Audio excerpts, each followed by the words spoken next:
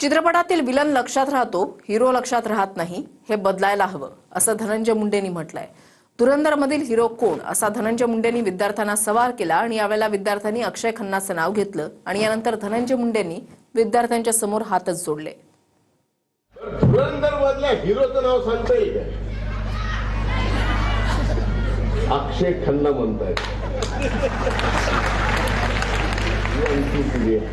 एखादा सिनेमा बनवताना त्या सिनेमामधला मुख्य कलाकार मागा पडतो, पण त्यातला विलन एवढा पुढे येतो की आज त्या हिरोचं नाव कोणाला माहित नाही.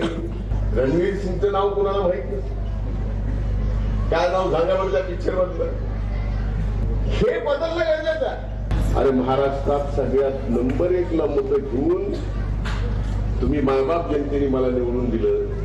त्याच्यानंतर सुद्धा एवढे संकट आपल्या नशिबाला येतात. त्याचा विचार करा.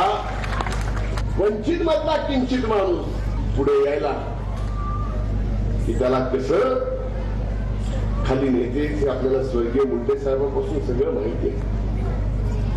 पण जोपर्यंत तुम्ही सगळेजण माझ्या पाठीमागे विश्वासानं उभे आहात, सबको कार्यक्रम काळजीच करू नका.